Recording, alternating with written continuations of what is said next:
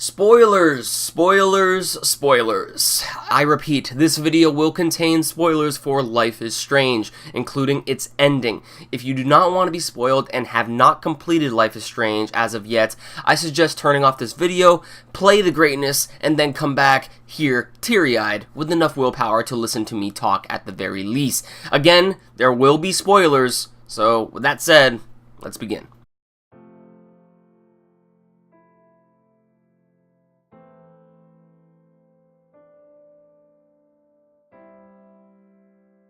Life is Strange is an episodic adventure game developed by Don't Nod Entertainment and published by Square Enix, which focuses around the plot of a photography student known as Max Clawfield, a student who finds out she has the ability to rewind time. Max soon discovers that she begins to see premonitions of an incoming storm that will wipe out the city she resides in, Arcadia Bay, within 5 days, the fateful day being a Friday. While also concerned about the storm, Max and her best friend Chloe, try to find out the secrets of Arcadia Bay along with the people within the town in order to find out the mysterious disappearance of a fellow friend of Chloe's named Rachel Amber, and thus the story of a strange life begins. The really interesting thing about Life is Strange is that it handles a bunch of themes like friendship, insecurity, and self-image, futility, utilitarianism, and the like, as the choices you make in the game always have some form of consequence to them, and no answer is the right choice. That's right, Life is Strange isn't a choice-based game in which there is a good and a bad option.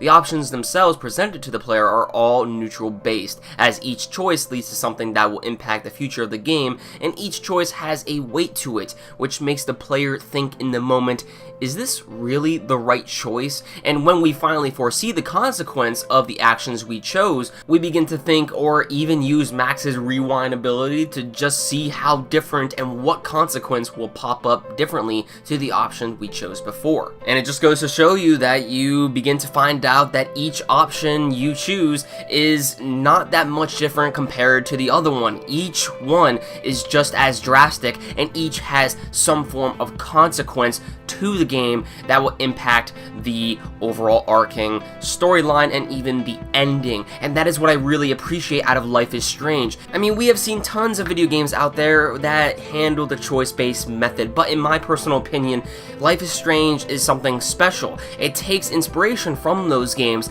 but at the same time adds a little twist to it by adding in that each choice in the game that is available to you, or Max in this case, is not always the correct choice. And just like I stated before, in fact, there is no correct choice within the game. Each choice that you pick throughout this game, you will begin to question yourself as to if you can even change anything at all. It also makes you think as the player in general, if I had this ability to rewind time, can I actually prevent the outcome of a traumatic experience from happening, or do I simply just make nature take its course? And that's one of the biggest points of the game. When I completed my first playthrough of Life is Strange, I found that the main point that the developers were trying to show me through this interactive experience was that even if we found ourselves with the ability to rewind time and to change destiny, to change something traumatic, and if we actually succeeded, it will only change the scenario and not the fate of that traumatic experience from happening, as there is always something in life that we cannot change, and we have to comply with the laws of nature in order to take its course. Knowing that philosophical tone to the game, it really just makes you think and just goes to show you our life or even the lives of others is something we cannot simply change, no matter how hard we try. Life doesn't always have a happy ending, and life always has consequences throughout our journey that shapes us as a character, and that's why Life is Strange. Pardon the pun, but hence the title of the game. This is what we have seen throughout Max's journey. Every consequence or every choice that she makes always has a consequence to it, and it's not always leading to the happy ending. There is no perfect ending in Life is Strange. There never was one. And while I get that there may be some people out there who may have been disappointed by the game's ending, I get that. But it seems you were more disappointed by not getting a perfect ending rather than the ending itself. No one has a perfect life. Not Max, not Chloe, not you, nor I. Just like how Max tries to change the timeline for Chloe, we are trying to change the course of Max's life for the possible benefit of those around her and her well-being, only to realize that in life there are just simply things we cannot change. And I think that's what makes the story of Life is Strange so memorable. When you are presented with the final two options at the end of the game, your decisions are based on if you should sacrifice Arcadia Bay to keep Chloe alive along with you while everyone within the town dies. If you choose the sacrifice Chloe ending, you are forced to go back in time and watch Chloe get killed off yet again, something that you have been trying to prevent throughout the game, but because of this reverses the timeline in which Max's time travel no longer affects the original or the main timeline, which in turn prevents the storm from ever being created, as the storm is a representation of Max's consequences throughout the game due to her use of time travel, and in order to stop it, it must be paid with a heavy price, which is where the theme of utilitarianism comes in place. Do you sacrifice one life to save the lives of many, or do you sacrifice the many to save the few? It's a really difficult choice to make. Life is Strange is not just a coming-of-age story involving time travel, loss, and self-identity, but it's so much more. It's a story you can lose yourself in from time and time again. It will make you happy, it will make you laugh, it will make you reflect, it will make you cry, and it will make you one of the proud consumers to be one of those who played it.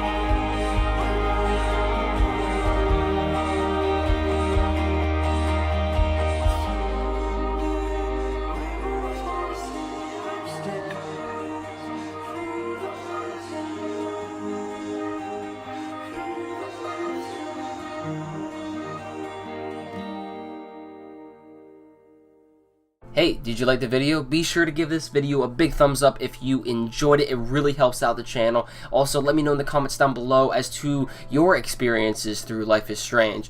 Has it changed you in some way? Just what exactly is your favorite experience that you had while playing the game? I would really like to know in the comments down below. Also, would you like to see more videos like this one? Let me know as well in the comments. And if you're new to the channel and you want to see more content such as this one, then definitely hit that red subscribe button down below. I'll be posting news, discussions, reviews, and just a bunch of other things that I think you all will enjoy. And be sure to check out my other videos.